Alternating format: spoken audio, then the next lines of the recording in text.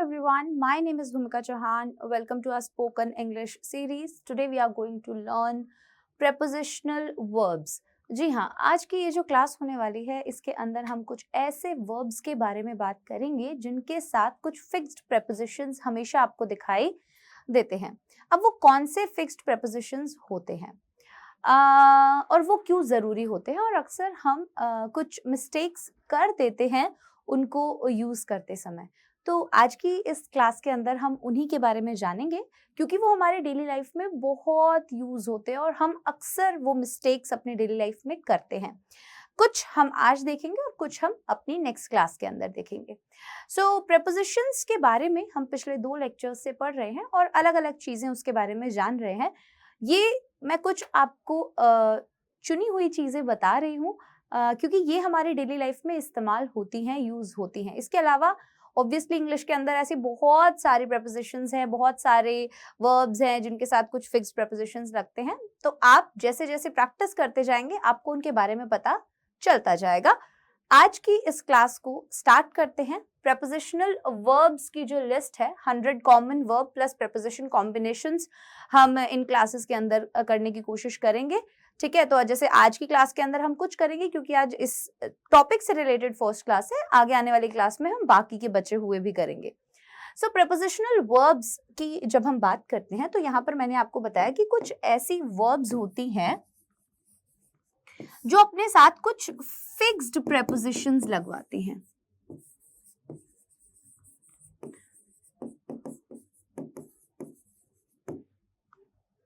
ठीक है, किस तरीके की वो वर्ब्स होती हैं जिनके साथ कुछ फिक्स्ड प्रेपोजिशंस लगते हैं. फॉर एग्जाम्पल यहाँ पर आप देखेंगे she asked an increase in her salary.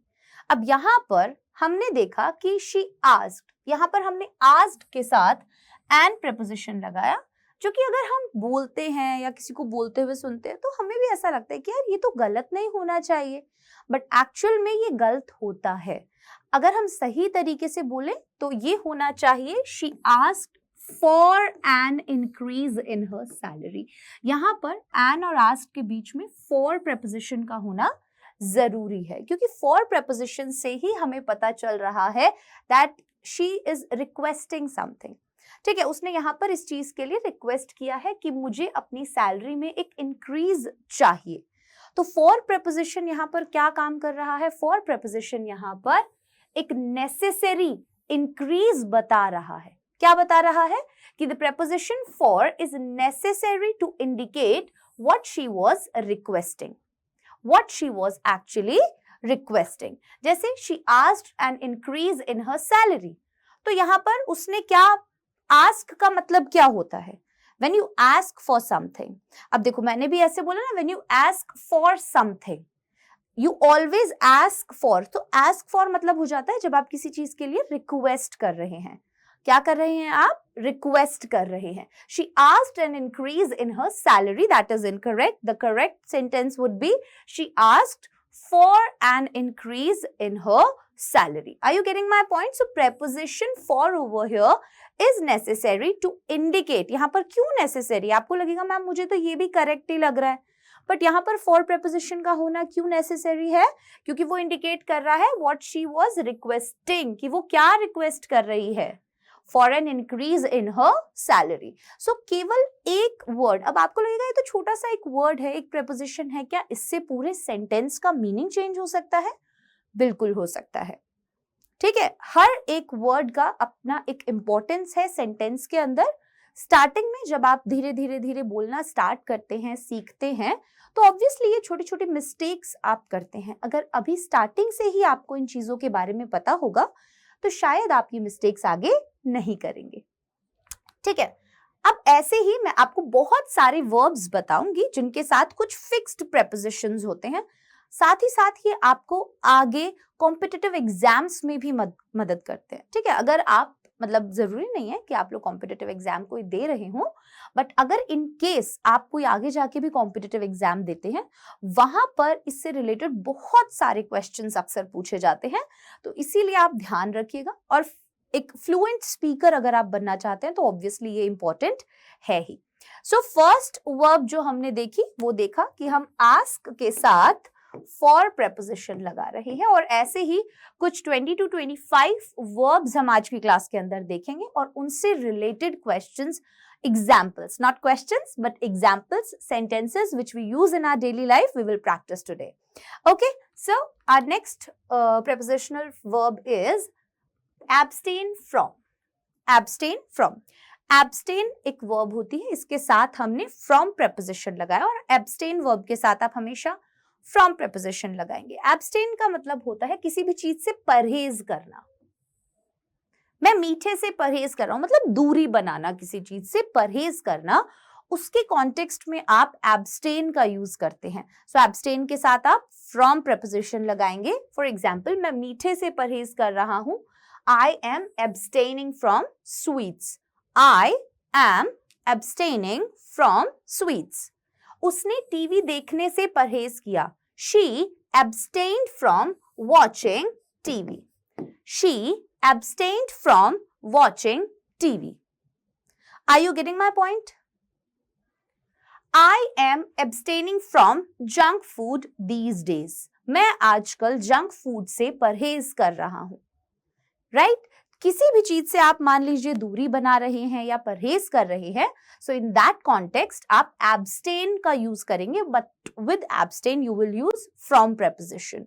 Right? उसने टीवी देखने से परहेज किया, she abstained from watching TV. So according to the tense आप उसको चेंज करेंगे। जैसे यहाँ पर am के साथ it became abstaining and over here यहाँ पर past tense था, that's why ये क्या बन गया? abstained बन गया। So हमारा verb तो जो है वो abstain ही है, but according to the tense you will change it. ठीक है? present में है, past में है, future में है, accordingly वो change होता जाएगा। नेक्स्ट है accuse someone of something. किसी पर कुछ का आरोप लगाना। ठीक है? accuse of. So हमने यहाँ पर क्या करना है? accuse के साथ of preposition को मानना है कि ये fixed एक preposition होता है, आप लगाएंगे। accuse, उसने मेरे भाई पर चोरी का आरोप लगाया। He accused my brother. अब देखो, accuse के बाद someone आएगा।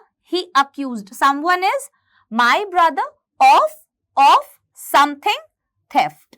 किस चीज का आरोप लगाया? चोरी का आरोप लगाया। So आपने accused के बाद someone देना है, जिस भी बंदे के बारे में है, and then of लगाना है, and then जिस चीज के लिए उसे accuse किया जा रहा है आप वो यहां पर लिखेंगे। फॉर एग्जाम्पल, मुझे झूठ बोलने का आरोप लगाया गया। ठीक है? मुझे झूठ बोलने का आरोप मुझ पर लगाया गया। I was accused of lying. अब क्योंकि मुझ पर ही लगाया गया है, किसी और पर नहीं लगाया गया, इसीलिए हमने ऑफ के बाद डायरेक्ट जिस चीज का भी इल्जाम लगा, दैट इज समथिंग, आपने यहाँ पर डायरेक्टली वो लिख दिया। ठीक है? I was accused of lying.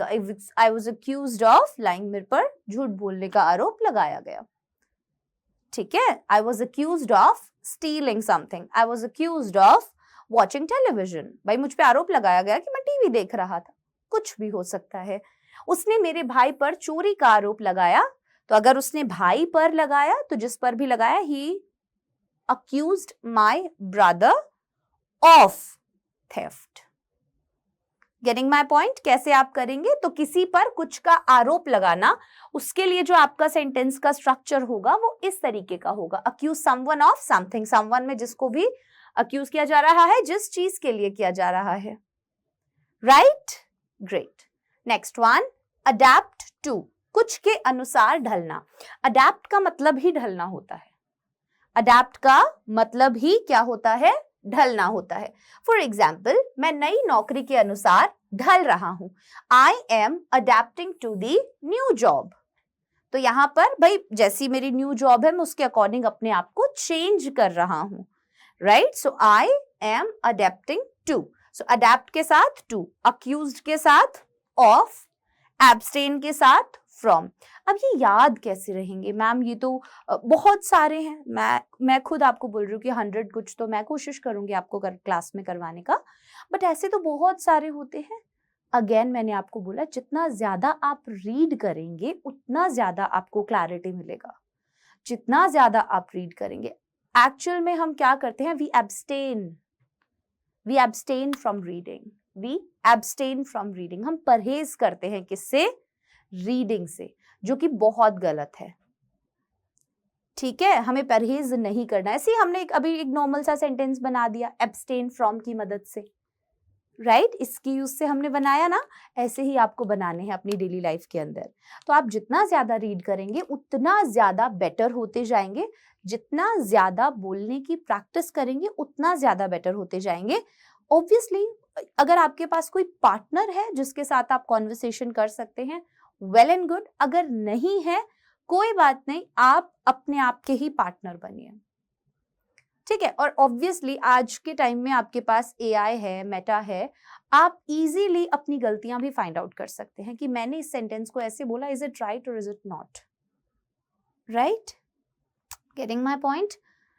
सो उसने टीवी देखने से परहेज किया, abstain from, accuse of, adapt to, अनुसार ढलना, जैसे उसे नई स्थिति के अनुसार ढलने में समय लगेगा। He will take time to adapt to the new situation. He will take time to adapt to the new situation. Right? उसे नई स्थिति के अनुसार ढलने में समय लगेगा। He will take time to adapt to the new situation. So adapt के साथ आप to preposition लगाएंगे। Okay? Next one. Add to, किसी भी चीज में कोई चीज जोड़ना। Add to, किसी भी चीज के अंदर कुछ भी जोड़ना या डालना, जैसे सब्जी में नमक डालना मत भूलना, do not forget to add, to add भी बोल सकते हैं आप, ठीक है।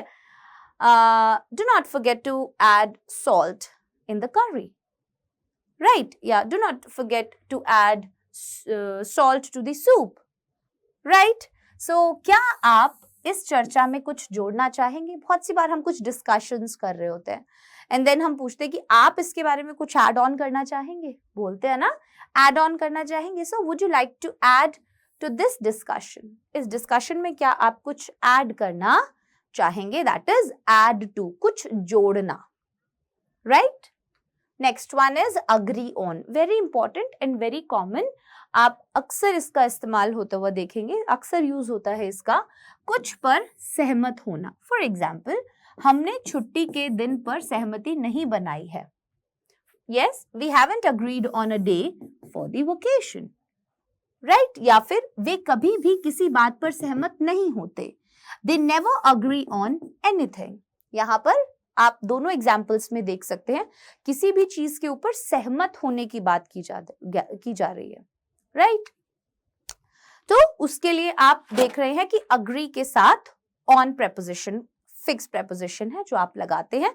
किस केस में लगाते हैं, ये केस भी याद रखना जरूरी है, ठीक है? और भी प्रेपोजिशन हो सकता है जो इसके साथ लगे, बट किस केस में ये लग रहा है? अग्री के साथ ऑन प्रेपोजिशन किस केस में लग रहा है? यहाँ पर कुछ सहमत होने वाले केस पर जब बात की जा रही है, जब किसी चीज पर सहमत होने पर बात की जा रही है। फॉर एग्जाम्पल, हमने छुट्टी के दिन पर सहमति नहीं बनाई है। We haven't agreed on a day for the vacation. वे कभी भी किसी बात पर सहमत नहीं होते। They never agree on anything, right?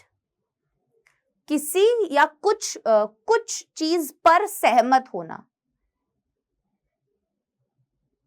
ठीक है? Agree with, as I told you कि जरूरी नहीं है कि अग्री के साथ ऑन ही आएगा, बट यहां पर विद आया है, बट दोनों में सिचुएशंस अलग अलग हैं। अग्री ऑन और अग्री विद दोनों ही सिचुएशंस अलग अलग हैं। अग्री ऑन कुछ पर सहमत होना, एज इन किसी चीज के ऊपर, एंड यहां पर किसी से सहमत होना, ठीक है? I do not agree with you, मैं तुमसे सहमत नहीं हूं।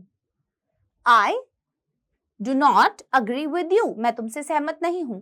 आई अग्री विद यू, मैं तुमसे सहमत हूं, राइट? सो अग्री ऑन कुछ पर सहमत होना, अग्री विद किसी से सहमत होना। क्या आप प्रबंधक के निर्णय से सहमत हैं? Do you agree with the managers decision? क्या आप प्रबंधक के निर्णय से सहमत हैं? Do you agree with the managers decision? अब यहां पर विद क्यों आया? क्योंकि यहां पर इस इंसान के साथ सहमति की बात हो रही है, राइट मैं तुमसे सहमत हूं, तो मैं यहाँ पर किस इंसान के साथ सहमत हूं? तुमसे सहमत हूं। मैं तुमसे सहमत हूं। क्या आप प्रबंधक के निर्णय से सहमत हैं? Do you agree with the managers decision? Do you agree with the manager's decision? So always remember the basic difference, and the difference is related to the situation, right? Agree on and agree with. Agree on कुछ चीज पर सहमत होना, agree with किसी से सहमत होना. Getting my point? Next one is apologize for something. आप किसी चीज के लिए माफी मांग रहे हैं, तो उसके लिए आप apologize for का इस्तेमाल करेंगे. apologize के साथ आप fixed preposition for का यूज करेंगे. किस केस में? जब आप किसी चीज के लिए माफी मांग रहे हैं. राइट मैंने अपने भाई के स्टेपलर को बिना अनुमति के लिया, इसके लिए माफी मांगता हूं. I apologize for taking my brother's stapler without permission. I apologize for my bad behavior. I apologize for not taking the class. I apologize for eating your chocolate. I apologize for not coming on time. I apologize for not sending you an email. I apologize for not standing by your side. I apologize for blah, blah, blah, blah, blah, whatever. You can make numerous n number of sentences with these prepositional verbs, with the help of these prepositional verbs. Right? You can easily make sentences. So, मैंने अपने भाई के stapler को बिना अनुमति के लिए, इसलिए मैं माफी मांगता हूँ. I apologize. I apologize for my brother's stapler without for taking my brother's stapler without permission. Getting my point? Next one, for example, आपको इसके लिए माफी मांगनी चाहिए. You should apologize for that. Right? You should apologize for that. So, apologize for something. Right? Next one. Apologize to. जैसे अभी agree on और agree with था, वैसे ही apologize for and apologize to है. आप apologize for का use कर रहे हैं जब आप किसी चीज के लिए माफी मांग रहे हैं. आप apologize to का यूज कर रहे हैं जब आप किसी से माफी मांग रहे हैं. राइट? फॉर एग्जाम्पल, क्या आपने अपनी बहन से माफी मांगी? Have you apologized to your sister? Have you apologized to your sister? मैं तुमसे माफी नहीं मांगना चाहता. I do not want to apologize to you. I do not want to apologize to you. Getting my point? So, apologize में भी confusion नहीं होगा. Apologize for something and apologize to someone. Right? I apologized to Prachi Rathi for not attending her wedding. Right? Examples दे रही हूँ. मैंने प्राची राठी से माफी मांगी उसकी शादी अटेंड ना कर पाने के केस में. तो you apologize to someone. Next one is apply for. And you always apply for something. किसी चीज के लिए आवेदन करना. जैसे you should apply for this job. तुम्हें इस जॉब के लिए अप्लाई करना चाहिए. कुछ के लिए आवेदन करना. आपको इस नौकरी के लिए आवेदन करना चाहिए. You should apply for this job. मैंने प्रबंधक की स्थिति के लिए आवेदन किया. I applied for the manager position. I applied for the manager position. मैंने मैनेजर की पोजीशन के लिए. So, apply for के लिए आवेदन करना, आवेदन किया, रिक्वेस्ट किया, अप्लाई किया एज एन.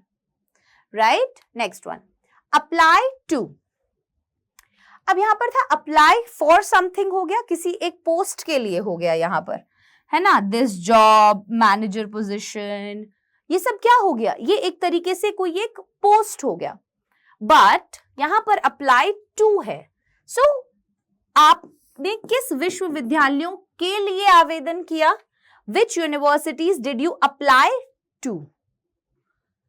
कहीं के लिए आवेदन करना. यहां पर था कुछ के लिए, मतलब किसी एक चीज के लिए, किसी एक पोजीशन के लिए अप्लाई करना, किसी एक जॉब के लिए अप्लाई करना. बट कहीं के लिए आवेदन करना, कहीं के लिए अप्लाई करना में आ जाता है अप्लाई टू। ठीक है, इसके लिए क्या आता है अप्लाई टू। फॉर एग्जाम्पल, आपने किस विश्वविद्यालयों के लिए आवेदन किया? Which universities did you apply to? Right, next one. मैंने 20 कंपनियों में आवेदन किया है लेकिन अभी तक साक्षात्कार नहीं हुआ। साक्षात्कार as an interview. I have applied to 20 companies. अब यहां पर I have applied to कहां के लिए? 20 कंपनीज में मैंने अप्लाई किया है but haven't had an interview yet. पर अभी तक मुझे कोई भी इंटरव्यू नहीं मिला. Haven't had an interview yet. Okay, getting my points? Next one is approve of. Approve of होता है किसी मतलब कुछ की स्वीकृति देना या किसी एक चीज की. फॉर एग्जाम्पल, मेरे पिताजी ने मेरे पति की पहले स्वीकृति नहीं दी थी. My dad didn't approve of my husband at first. आप प्यार करते थे, आपने अपने पापा को लड़का दिखाया एंड पापा ने मना कर दिया. पापा सेड नहीं नहीं भाई, मुझे तो ये लड़का पसंद नहीं आया. अप्रूव ऑफ कि भाई नहीं, मैं तेरी इस लड़के से शादी नहीं करवा सकता. तो कुछ की एज इन स्वीकृति देना. ठीक है, उसको पास कर देना एक तरीके से. क्या आप जिम के कार्यों की स्वीकृति देते हैं? Do you approve of Jim's action? भाई जिम ने जो भी किया, जिम के जो भी एक्शंस थे, क्या आप उनको अप्रूव करते हैं? ठीक है, क्या आप सहमत हैं उन सब चीजों से? ठीक है आपके लिए वो सारी चीजें, राइट? सो इस केस में हम अप्रूव ऑफ कुछ की स्वीकृति देना. Next is argue about. कुछ पर बहस करना. आर्ग्यू का मतलब ही हो जाता है. तो आर्ग्यू के साथ कौन सा फिक्स्ड प्रेपोजिशन यहां पर यूज हो रहा है? With argue we are using about preposition. We are using about preposition. मेरे माता पिता हर बात पर बहस करते हैं. My parents argue about everything. My parents argue about everything. वह बिल के बारे में वेटर से बहस कर रहा है. He is arguing with the waiter about the bill. He is arguing with the waiter about the bill. अब यहां पर आपने देखा about तो यहां आया और argue के साथ with आ गया, क्योंकि वो यहां पर किसी के साथ argue कर रहा था. और किस चीज के बारे में argue कर रहा था? वो था बिल, जो कि हमने लास्ट में लगाया.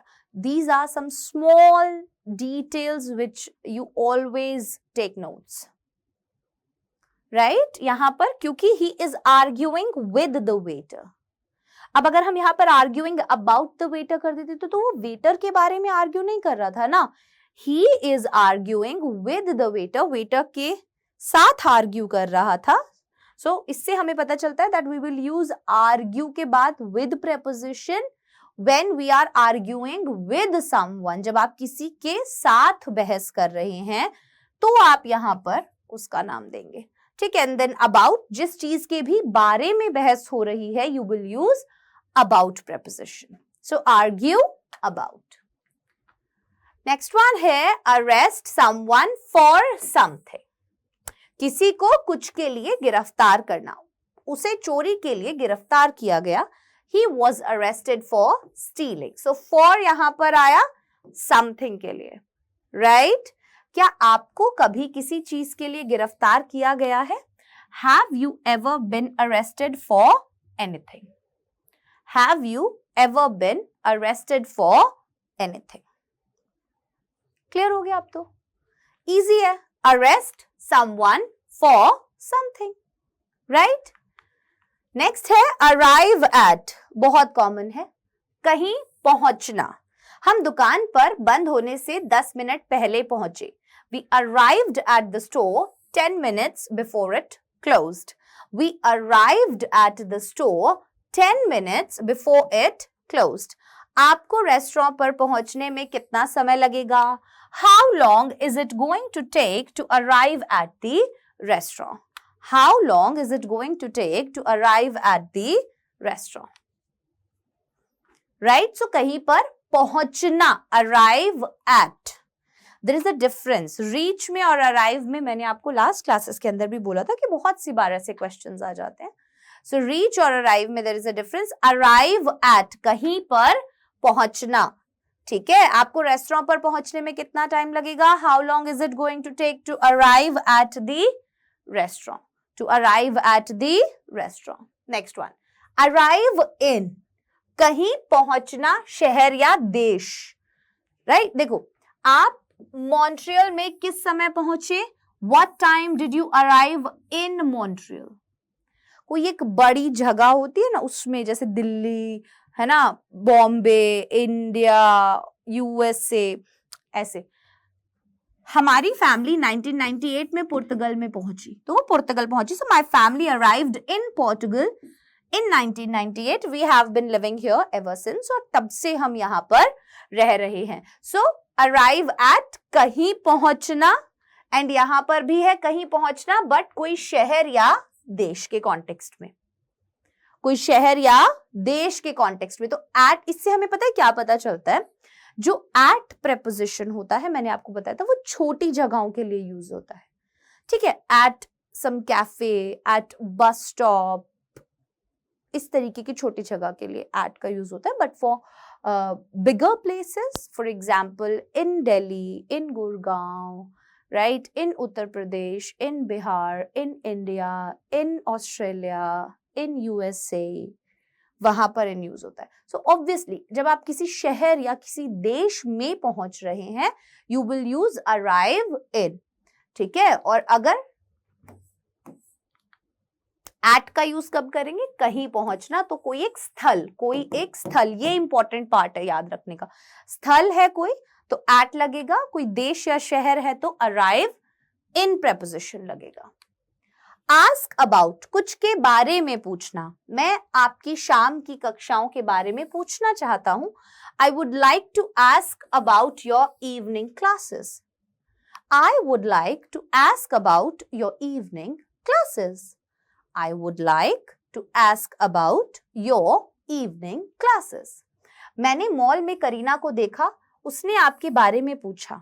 I saw Karina at the mall. She asked about you. तो जब किसी के बारे में, मैंने बोला था ना, about का यूज कहां पर हो रहा है, with का यूज कहां पर हो रहा है, ये बहुत छोटी डिटेल्स है जो आप अगर याद रखोगे तो ऑब्वियसली आप सही इंग्लिश बोल पाओगे। Ask for, कुछ के लिए पूछना। मैंने अपने बॉस से वेतन वृद्धि के लिए पूछा। I asked my boss for a raise. I asked my boss for a raise. ये हमने सबसे पहले यही किया था। क्या आपने पहले भी इसके लिए पूछा था? Have you asked for this before? क्या आपने पहले भी इसके लिए पूछा था? Have you asked this before? I asked for this before. Next है attend to, कुछ पर ध्यान देना। कुछ पर ध्यान देना मतलब मैं ग्राहक की देखभाल करूंगा, आप विपणन विभाग में आपात स्थिति पर ध्यान दें। मतलब ज्यादा हिंदी हो गई, आई नो, बट अभी समझ में आ जाएगा। I will attend to the customer, you attend to the emergency in the marketing department. So यहां पर अटेंड टू द कस्टमर, भाई आप तो कस्टमर को अटेंड करना, मतलब आप कस्टमर पे ध्यान देना। You attend to emergency in the marketing department, और आप किस चीज पर ध्यान देना? जो इमरजेंसी है मार्केटिंग डिपार्टमेंट में, उस चीज के ऊपर आप ध्यान देना। So attend to, right? Attend to. Next one, believe in, कुछ में विश्वास करना। क्या आप भाग्य में विश्वास करते हैं? Do you believe in destiny? क्या आप भाग्य में विश्वास करते हैं? Do you believe in destiny? अगर आप खुद पर विश्वास करेंगे तो दूसरों को भी आप पर विश्वास होगा। You have to believe in yourself if you want other to believe in you. हर जगह देखिए भाई, आपको खुद पे विश्वास करना होगा अगर आप चाहते हैं कि बाकी के लोग भी आप पर विश्वास करें। अगर आप चाहते हैं कि बाकी के लोग भी आप पर विश्वास करें। So believe in, right? Okay, समझ में आया क्या चल रहा है, क्या क्या पढ़ रहे हैं हम और कैसे जरूरी है ये चीजें, राइट? नेक्स्ट वन है बिलोंग टू, कुछ का होना। क्या यह स्कार्फ तुम्हारा है? Does this scarf belong to you? जो चीजें तुम्हारी नहीं है उन्हें मत उठाओ. Don't take things that don't belong to you. So belong to किसी का होना, मतलब कुछ का होना, किसी एक चीज का होना. जैसे डज दिस स्कार्फ, भाई इस स्कार्फ का किसके साथ संबंध पूछ रहे हैं कि भाई तेरा है क्या ये स्कार्फ, राइट? वो चीजें मत उठाओ जो तुम्हारी नहीं है, मतलब जिसका संबंध तुमसे, जिसका रिलेशन तुमसे नहीं है, जो तुम्हारी नहीं है. नेक्स्ट वन, केयर अबाउट, किसी की परवाह करना. तुम्हें इससे इतनी चिंता क्यों है? Why do you care about this so much? मुझे खेलों की परवाह नहीं. I don't care about sports. Yeah, I don't care about politics. I don't care about what's happening in our country. I don't care about the office politics. I don't care about किसी चीज की परवाह करना. ठीक है? Care for, कुछ की देखभाल करना. Care for, if we got a dog, who would you care for it? या मेरी माँ हमेशा हमारी देखभाल करती है. My mom always cared for us. So for में यहां पर हम आ गए, राइट? कुछ की देखभाल करना या कुछ की परवाह करना. सो केयर अबाउट में आ जाता है कोई एक चीज, अबाउट में आ जाता है कोई एक चीज, और केयर फॉर में कहीं ना कहीं आ जाता है पर्सन. ठीक है, आई बात समझ में? या कोई एक लिविंग चीज अगर हम बोलें तो, right? So charge someone with a crime. किसी पर किसी चीज का आरोप लगना, जैसे उसे हत्या के प्रयास का आरोप लगाया गया. She was charged with attempted murder. She was charged with attempted murder. उसे लापरवाह ड्राइविंग का आरोप लगाया गया. They charged him with reckless driving. Charge with prepositional verb साथ में यूज होते हैं जब आप किसी चीज के ऊपर किसी चीज का आरोप लगा रहे हैं, किसी पर कुछ आरोप लगा रहे हैं, right? And last one is complain about. और मुझे बताइएगा कि अक्सर आप किस चीज के बारे में कंप्लेन करते हैं. कंप्लेन अबाउट होता है जब आप किसी चीज के बारे में शिकायत करें, right? She always complains about your behaviour. वो हमेशा तुम्हारे बिहेवियर के बारे में कंप्लेन करती है, राइट? या दोबारा अपने काम के घंटों के बारे में शिकायत कर रही है. Deborah complaining about her work hours. मुझे बताना कि आप किस चीज के बारे में अक्सर कंप्लेन करते हैं. क्या हमारे पास इंग्लिश पढ़ने का एनवायरनमेंट नहीं है? मैम हम कैसे सीखे, हमें तो आती ही नहीं है. You always complain about such things, right? पर अब नहीं करना है. ओके, चलिए. सो ये थी हमारी आज की क्लास जिसके अंदर हमने कुछ prepositional verbs के बारे में जाना. ऐसे ही कुछ और prepositional verbs भी हैं जो हम आगे आने वाली क्लासेस में करेंगे, जरूर करेंगे. और ऐसी बहुत सारी अमेजिंग क्लासेस अभी आपके लिए आगे आने वाली हैं. जो भी prepositional verbs आज हमने पढ़ी हैं, I wish and I hope and I really beg you guys, please practice. आप प्लीज इनकी प्रैक्टिस कीजिए और इन्हें सही यूज कीजिए, राइट? एक विद टू ऑन ही बहुत बड़ा डिफरेंस क्रिएट कर देता है, राइट? सो हमारी आज की ये क्लास यहीं पर खत्म होती है. Bye bye everyone, take care, all the best.